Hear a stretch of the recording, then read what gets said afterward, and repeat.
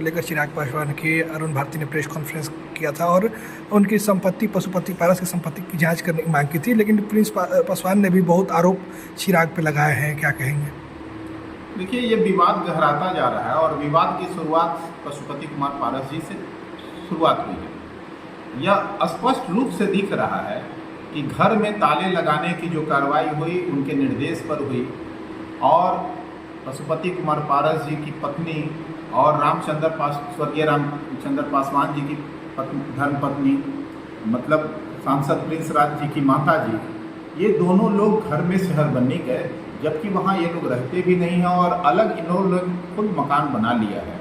बावजूद ये उस घर में ताला लगाने का क्या कोई औचित्य है? ये देखिए, प्रधानाध्यापिका हैं, ये कहीं अन्यत्र रहती हैं और प्रधानाध्यापिका के दौरान इन लोगों ने घर में रजिस्टर मंगा कर सिर्फ सिग्नेचर कर बिहार सरकार का वेतन का जो है बंटाधार किया है। इस बात की जांच होनी चाहिए या नहीं? मैं आप ही से सवाल करता हूं, जांच होनी चाहिए या नहीं? अवश्य होनी चाहिए। तो इनके मोबाइल लोकेशन को देखा जाए कि उस समय ये लोग कहां थी। पार्टी के राष्ट्रीय अध्यक्ष आदरणीय श्री चिराग पासवान जी भी इसकी जांच की मांग की है। प्रदेश के मुख्यमंत्री जी से लगातार चिराग जी ने ट्वीट करके इस बात की मांग की है कि इस बात की जांच होनी चाहिए कि एक प्रधानाध्यापिका के पद पर रहते हुए बिना स्कूल गए वेतन उठाना क्या वाजिब है, और अगर हुआ है तो इसकी जांच होनी चाहिए। नहीं है तो इनका दोहरा चरित्र देखिए नजर आता है। पशुपति कुमार पारस जी एक तरफ कहते हैं कि हमारे भगवान हैं, श्रद्धेय रामविलास पासवान जी के रहमो करम पर ये सांसद बने, विधायक बने, केंद्रीय मंत्री बने, और उसी भगवान के साथ आपने धोखा कर दिया। उनके जस्ट मरते ही आप लोगों ने जो है उस भगवान के टोटल परिवार को छद्म राजनीतिक स्वार्थ के लिए जो है छोड़ दिया, पार्टी को तोड़ दिया, परिवार को अलग कर दिया, भगवान के साथ छल किया आपने। बेहद गंभीर मामला है। पशुपति कुमार पारस जी का यह दोहरा चरित्र जो है पूरे बिहार की जनता देख रही है। पशुपति कुमार पारस जी इतने लंबे अवधि तक विधायक रहे, मंत्री रहे, केंद्रीय मंत्री भी बने, बिहार सरकार में मंत्री रहे, कई नामी बेनामी संपत्ति उनके यहाँ है, बंटवारा करने की बात कर रहे हैं। क्या बताएंगे कि बेनामी संपत्ति उनकी कहां कहां है? उनके तमाम बेनामी संपत्तियों की जांच होनी चाहिए। मैं पार्टी की ओर से मांग करता हूं कि पशुपति कुमार पारस जी, आप अपने बेनामी और नामी संपत्तियों की घोषणा करें, नहीं तो सरकार से मांग की जाएगी कि जांच हो, आपकी तमाम बेनामी संपत्तियों की जांच हो कि कहां कहां, पटना में, दिल्ली में, खगड़िया में, शहरबन्नी में कहां कहां आपने जो है काला धन और गलत तरीके से आपने धनार्जन किया है। नहीं रखते हैं।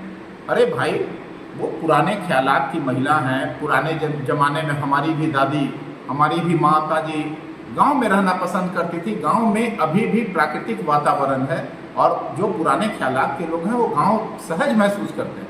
तो वो गांव में रहती हैं, तो इसका मतलब क्या है कि भरण पोषण नहीं दिया जाता है? ये उन लोगों ने इल्जाम लगा रहे हैं। ये बात समझ रहे हैं कि चिराग जी प्रतिदिन शाम को उनसे बात करते हैं, उनका स्वास्थ्य हाल जानते हैं, उनके तमाम जो जरूरत की चीजें हैं वहां मुहैया कराते हैं और लगातार संपर्क में रहते हैं। भाई, चिराग जी की मां है तो चिराग जी ही चिंता करेंगे ना। पशुपति कुमार पारस जी को चिंता करने की उनकी जरूरत नहीं है, और चिंता ही है तो सिर्फ ताला ना लगाएं।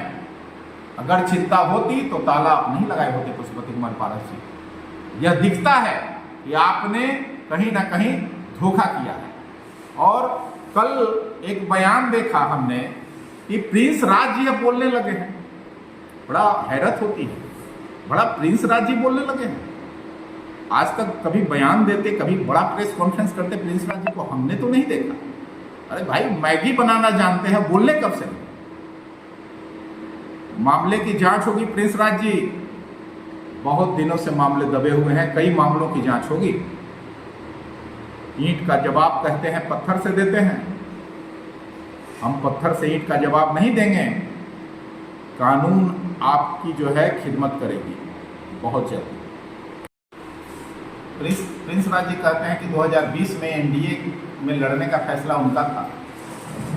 अरे भाई, मैं गवाह हूँ, मैं उस प्रेस कॉन्फ्रेंस में था, पहले प्रेस कॉन्फ्रेंस में, जब चुनाव के बाद पहला प्रेस कॉन्फ्रेंस रखा गया था, मैं भी उस मंच पे साझा कर रहा था और प्रिंस राज जी हमारे साथ थे।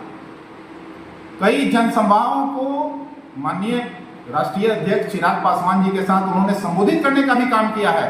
टिकारी की जनसभा उन्हें याद करा रहा हूँ, लखीसराय की जनसभा याद करा रहा हूँ, सूर्यगढ़ा की जनसभा याद करा रहा हूँ।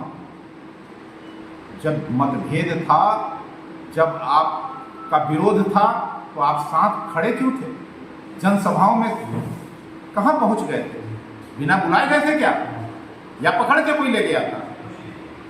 ये सब इल्जाम लगाना छोड़िए प्रिंस राज जी, आपकी पुरानी आदत है।